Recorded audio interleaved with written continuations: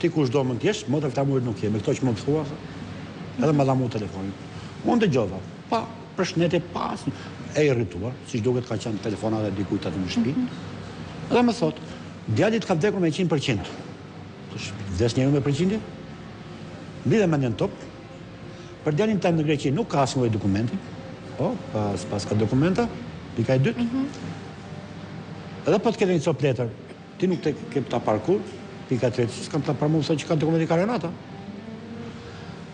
Pika tjetër, djalit ta kanë shitur ta mafia. Shitur djalim, pas një viti kur ka punuar bari me delën Mani Kostorit. Atëre ndryshoi gjithë atëre hyn me memorinë time krejt të dhënat që nga 97 deri 2001. Djali jot ka ikë nga Erseka, ka kalu gramozi, ka ardhur në Greqi. Njerëzit e gruas tënde e kanë shitur tek mafia e vrau. Ne do të hedhim ata në gjyq, të urkojmë djalin ton, sa ata e vranë.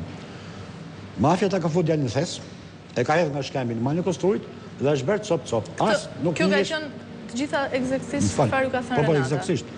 As nuk njesh fare, kufor, trupi është gjetë nga punëtor mbas 3 muaj. Pra i bie në korrik të vitit 97 ose në qershor. Që më vonë u përshtat në kufon tjetër, jashtë Greqi.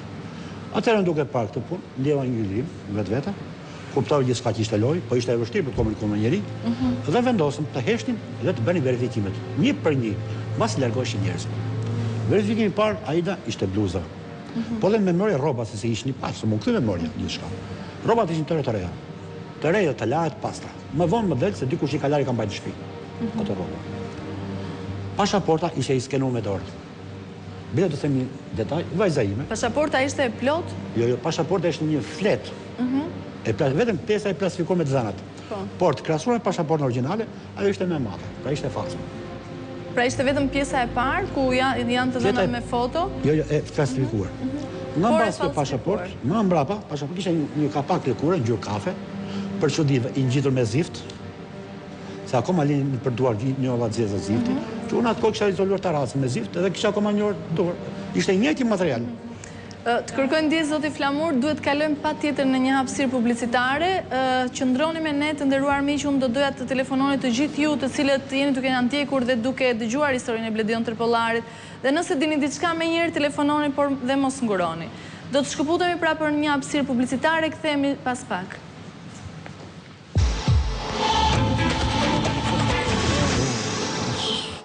Njerëz të humbur mundësohet nga AMC, sponsor i përgjithshëm, Western Union.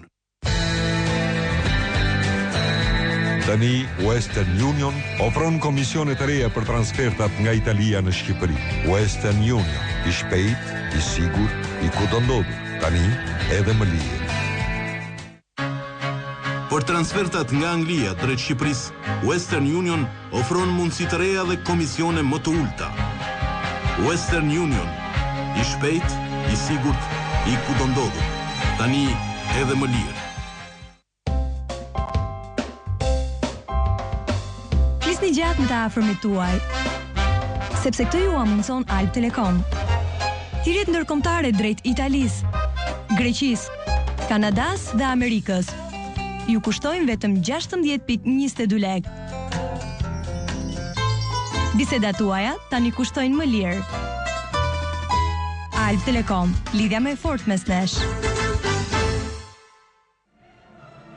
28 qershori është koha për rinin shqiptare të zgjedhë një të ardhme më të mirë. Është koha për ne, rinin, të ketë një edukim cilësor dhe më shumë punë. Është koha për rinin të ketë më shumë mundësi për të marrë përsipër punët e rëndësishme të kombit tonë, sepse ne kemi energji dhe mentalitet të ri. Është koha për veprim që të çojmë Shqipërinë përpara. Zgjedhjet e 28 qershorit janë mundësia më e mirë për ne, rinin shqiptar. Voto për punë dhe edukim cilësor, sepse tani është koha për një rinin në veprim. Më 28 qershor, voto për rinin. Ky spot i drejtohet rinis shqiptare që të pajiset me kartat e identitetit për zgjedhjet e 28 qershorit. Vitrina, formim profesional i garantuar. Kurse për mbi 100 profesione. 1, 2, 3, 6 dhe 9 mujor. Grafist, kuzhinier, menaxhim, teknik, parukeri, arkitektur, ekonomiste e shumë të tjera. Ju vetëm zgjidhni. Tregoje veten. Mos rri, po duku. Eksperiencë në treg dhe mundësi pafund për të gjithë. Për çdo regjistrim, minus 40% ulje. Vitrina.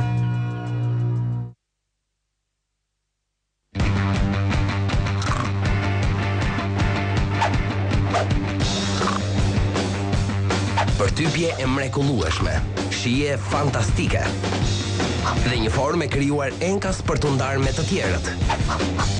Apo jo, 7 Days Bake Rolls, përtypi deri në copën e fundit.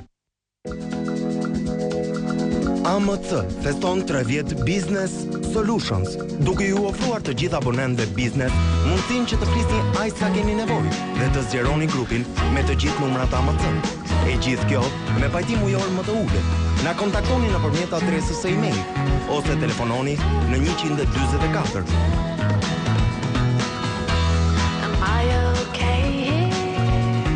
AMC, është mirë t'jesh i pari.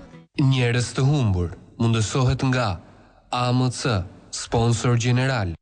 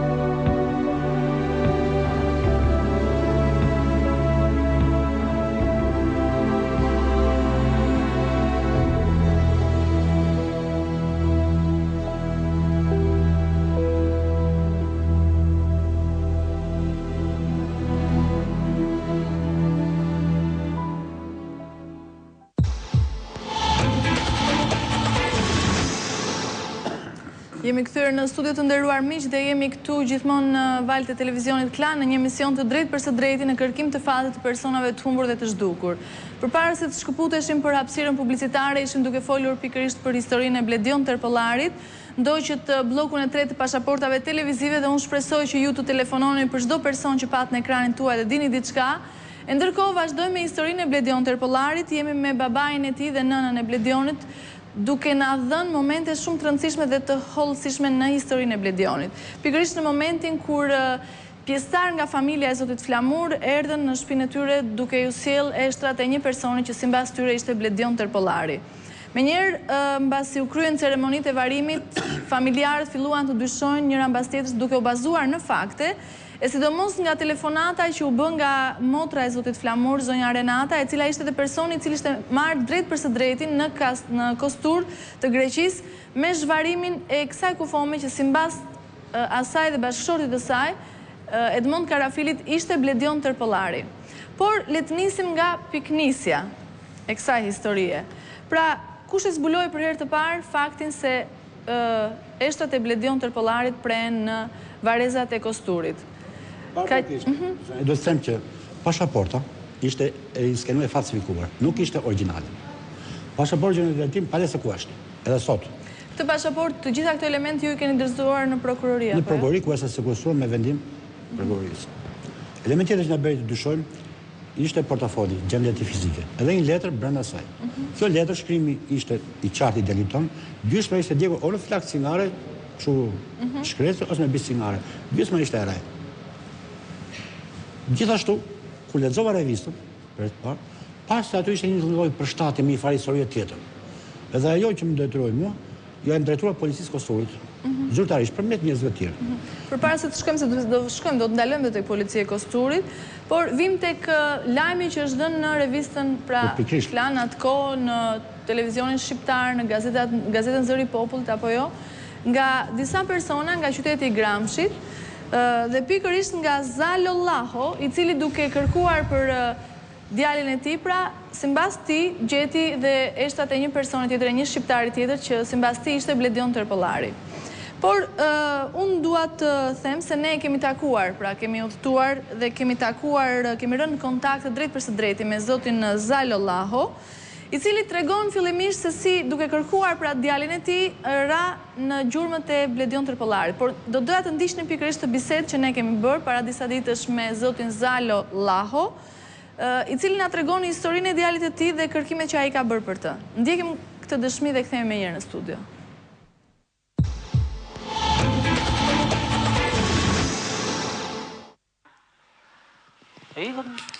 Ishte ftohtë. Ikën pa djenin tonë në shtëpia. Kishin udhëtuar 3-4 ditë rrugë. Atë ishe kapur bora. Edhe djalim kishte ngel lipari në bord. Pastaj kishte ngel djali xhaxhai tonë. Pastaj ky njeri, ky fshatari, ky ishte pak më i madh në moshë ky. Kishte shtuar ky dhe kishte motrën në fillorim. Edhe vetë te një çoban aty, e shpone çoban, e çon në spital, e imron motrën, që kështu.